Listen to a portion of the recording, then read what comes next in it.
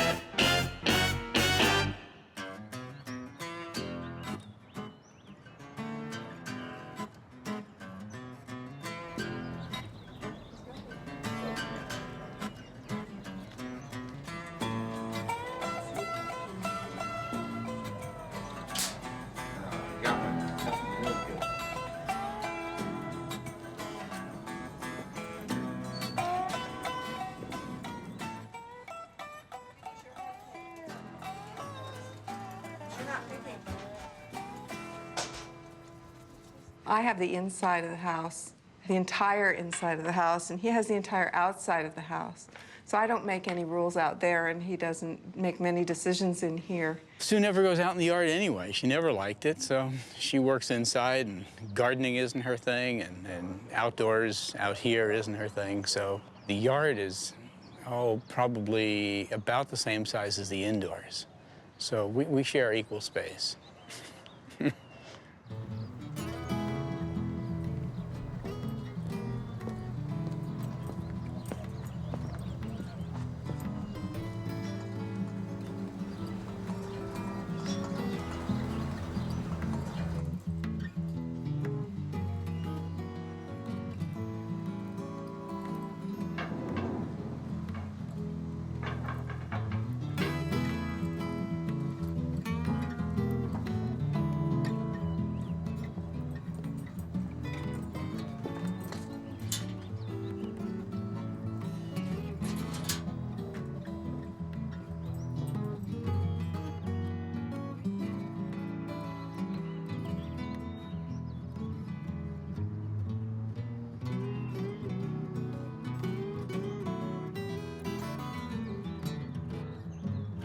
Brought 1,000 pounds of metal along with the kitchen, kitchen supplies and the living room stuff and all our books and stuff.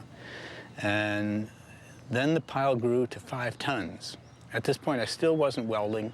I still wasn't utilizing it, just collecting it and taking pictures of it and appreciating it.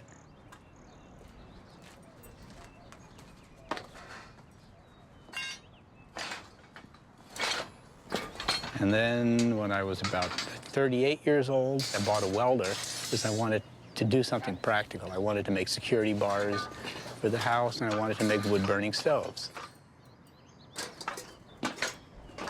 And then 2 or 3 years later, on my 40th birthday, I went outside and I looked at the welder and I looked at my metal pile, and I knew they had to go together, and I started welding things together.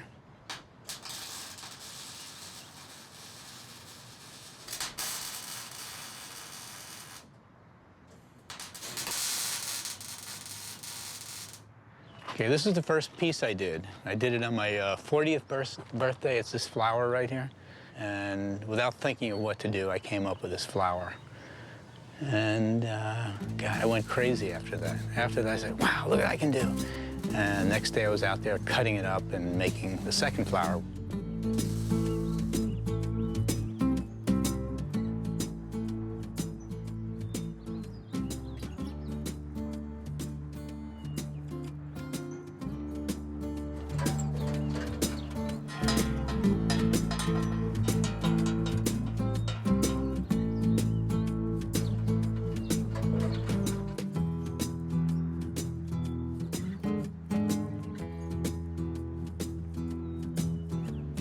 When I discovered the spring, I just went crazy. You know, the spring was just fantastic. I'd been making things out of rebar and found objects. And then I started incorporating the spring so I can get things to do this, like this lady can dance. And she can dance and keep dancing.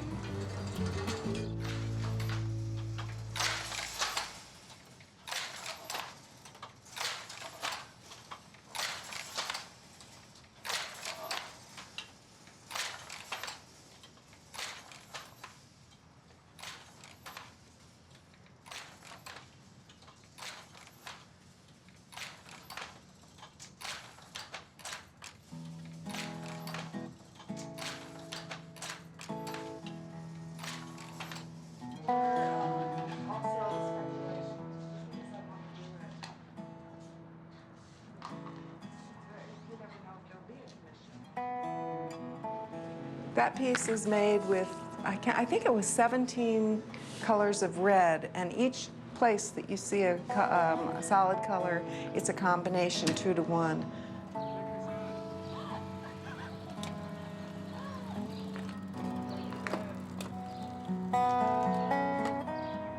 gotta park the bike and look at these sundays. This is great. They're kinetic. I love it. Just the sharpest thing. We come through town quite a bit, come in here and have breakfast or lunch. Just check out some of the neighborhoods. This time of year, we see what flowers are in bloom, take pictures of flowers. So, and every once in a while, you get we turn down the wrong street, you get a gem like this.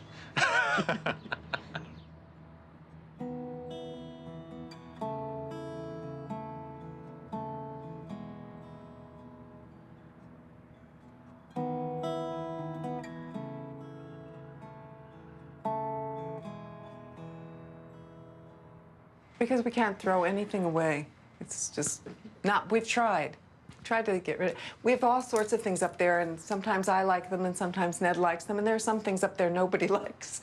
And they're still there. But because, they stay. Yeah, until something better might come, and I don't think it will. And once in a while, we dust it.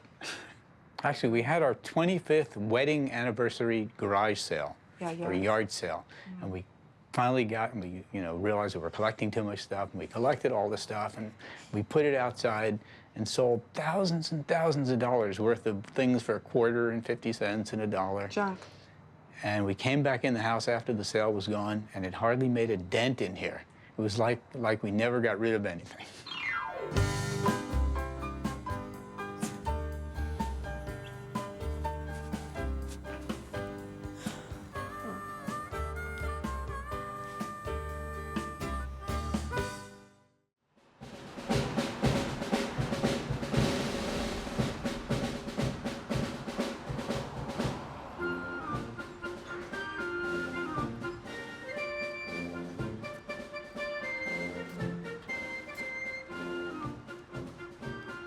What we have here is all of the things that represent our country, the United States.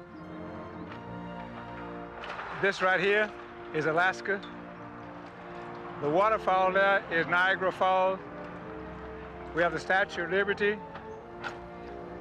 We have the eagle. And we have the concrete map of the United States. And then we have a concrete map of old Mexico. Leaving here, we have the flag. And of course we have the American flag and the Texas flag.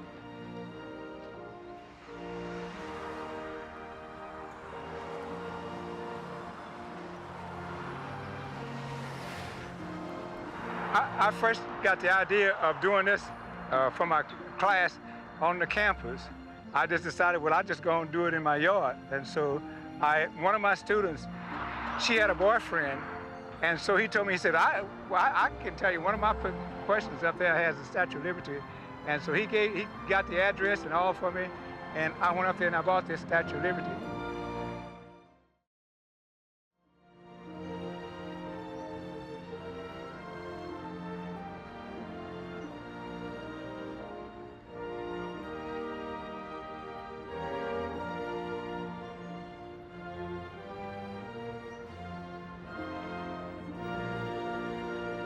the Sphinx is sitting on top of Texas as a pop-up out of Texas. That is the way the Spanish explorers appeared here on this continent. They are just popped out of nowhere and were here, and they discovered this continent, you see. Over here, I have a rock bed, and it is quilted. You know, inside of the house where we make quilts for a house, well, instead, I make quilts out here out of rock, and this is a quilted rock bed.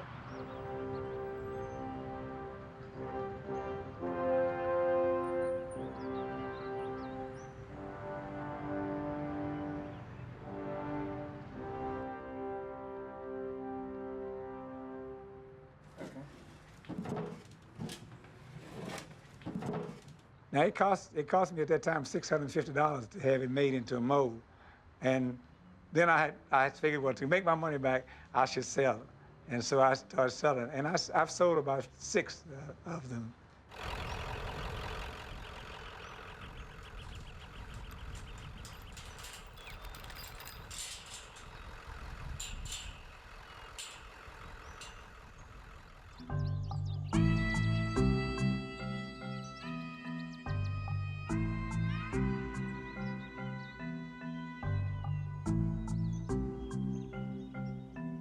You have 5 arches up here.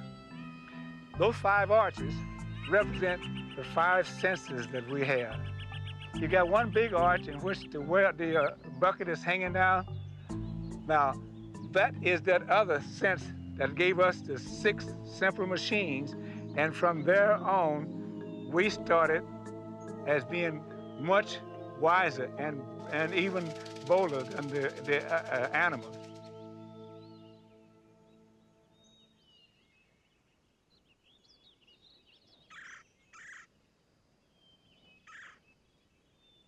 I built the gazebo with 6 sides, and then I decided, now if I have those 6 sides, what can I represent each side? And so each side, you see, represented by a period of time in which Texas was under the rule of some other country. This is Texas under Spain rule, and that was from 1510 to 1821. And again, I have the flag over the continent of Texas.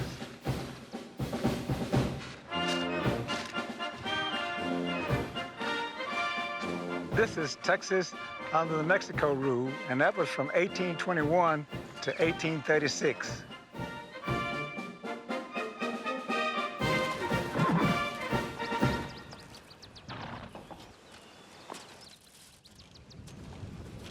Come on.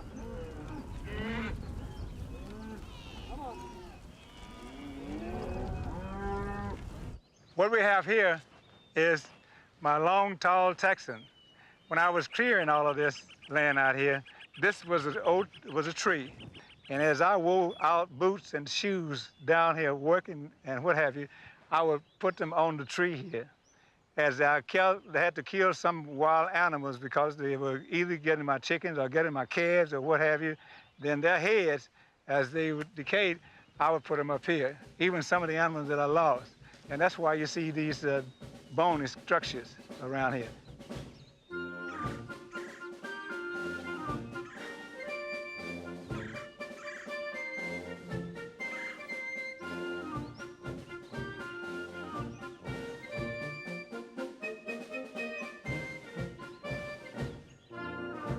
They thought I was crazy. They said that you work yourself to death and you still would not have seen what you've done. Well, today I'm happy with what I've done. I'm enjoying it, yes.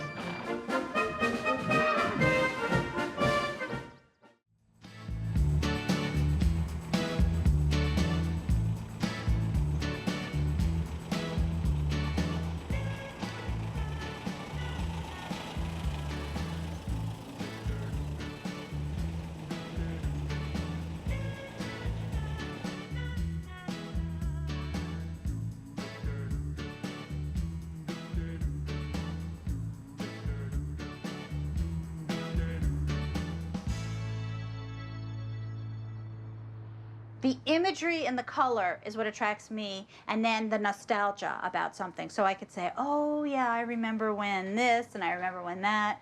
That to me is the most fun.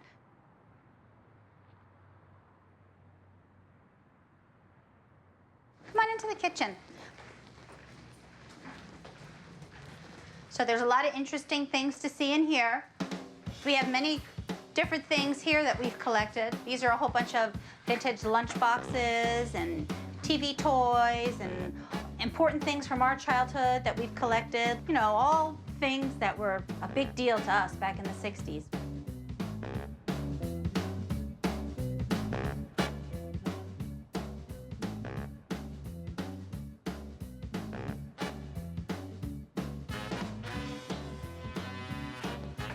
This is a fun cabinet that I've got a lot of mugs that I've collected and lots of little miniature pieces and just colorful, inspiring, fun stuff that I love and I like to look at. It makes me happy every day.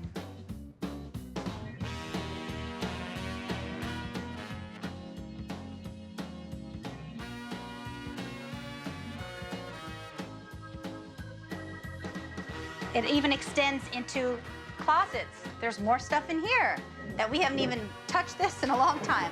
My husband collects cereal boxes and soda bottles, and we used to collect the little fast food toys that they used to give out. So we've pretty much used all the space that we have here in the house. Okay, now we're gonna walk out here where my husband is hard at work painting for the big long trips we have ahead of us. Hello. My dear. Mwah. This is Doug. Nice to meet you all.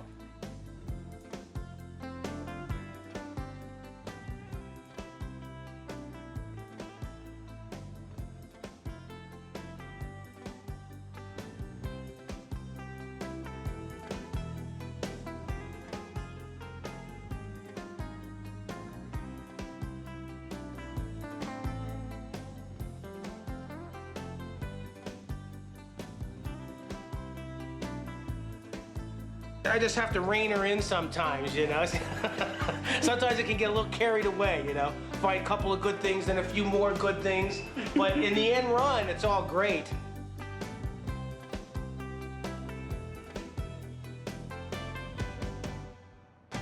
When I was a little girl, my parents had some friends that always used to bring me toys every week. And I've recreated all the toys that I had back in the late 50s and the 60s from when I was little. Right turn. Watch out!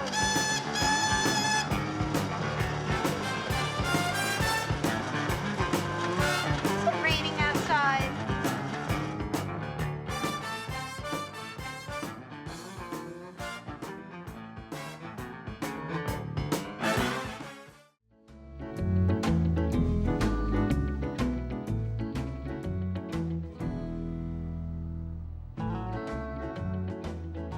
In this closet, which is Doug's closet for his clothes, this is also his secret vault for his passion.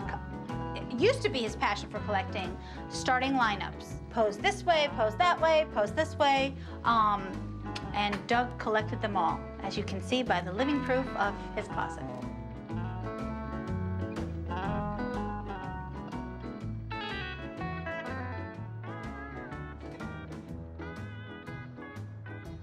Well, my mom puts her stuff in here, like her Kittles and her toys, and it's just really cluttered, so.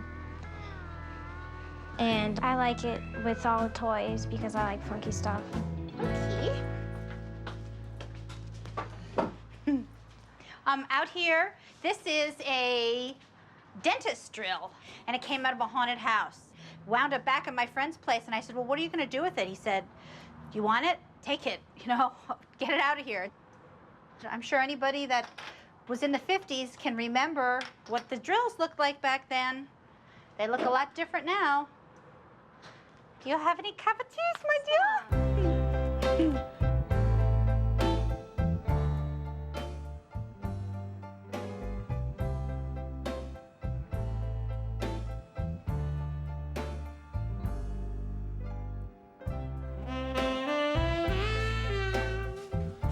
As you can see, the house never stops. The walls always do change.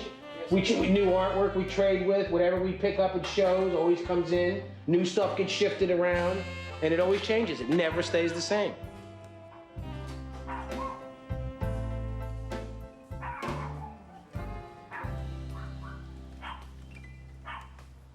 I've always wanted a weird home, definitely. I always. The weirder, the better. The funkier, the stranger, the better it is. Good is boring. Boring, out. Where's Willie?